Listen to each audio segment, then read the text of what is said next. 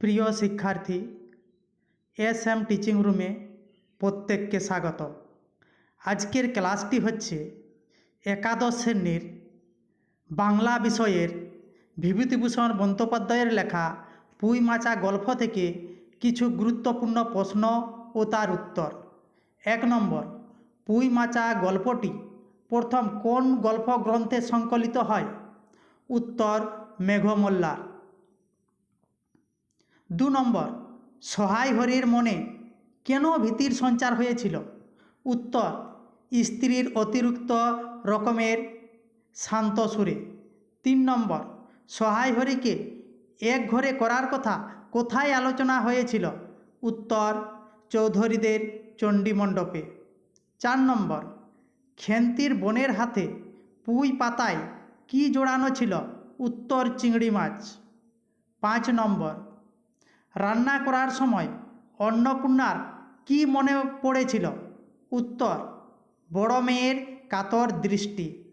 6 নম্বর, খেন্তির চোখ কেন বিস্ময় ও আনন্দে পূর্ণ হয়ে গিয়েছিল? উত্তর, পাতে পুঁই শাকের চচ্চড়ি দেখে। 7 নম্বর, মুখুজ্জে বাড়ির ছোট মেয়ের নাম কি? উত্তর, দুর্গা।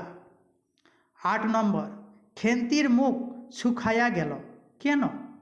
উত্তর, মায়ের ডাক শুনে। 9 নম্বর, সহায় হরি কোথা থেকে খেন্তির জন্য জামা কিনে এনেছিল? উত্তর, হরিপুরের রাসের মেলা থেকে। 10 নম্বর, খেন্তির কি অসুখ হয়েছিল? উত্তর, বসন্ত। 11 নম্বর, খেন্তির বিয়েতে কত টাকা বরপণ বাকি ছিল? উত্তর, 250 টাকা। 12 নম্বর, সহায় হরি খেন্তিকে শ্বশুরবাড়িতে দেখতে গিয়েছিল কোন মাসে? উত্তর, পৌষ মাসে। 13 নম্বর, যেমনি মেয়ে ঠিক তেমনি বাপ কে বলেছিল? খেন্তির শাশুড়ি। 14 নম্বর, পুঁটি কোথায় পিঠে ছুঁড়ে ফেলেছিল?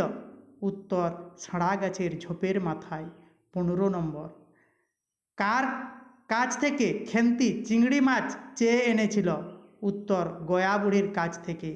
16 নম্বর, দিদি বড় ভালোবাসত কি ভালোবাসার কথা বলা হয়েছে? উত্তর, পিঠে পুলি।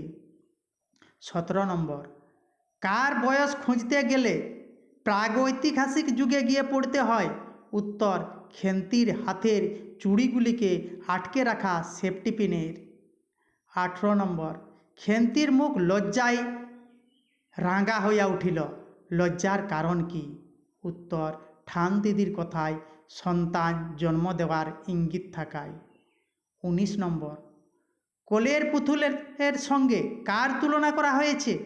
উত্তর, রাঁধির। 20 নম্বর, সহায় হরি কোন বনে গিয়েছিলেন? উত্তর, বরজপোতার বনে। আশা করি ভিডিওটি প্রত্যেকের ভালো লেগেছে।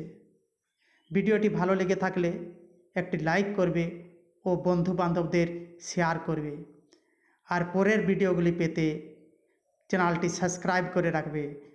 আর যারা সাবস্ক্রাইব করেছে প্রত্যেককে ধন্যবাদ।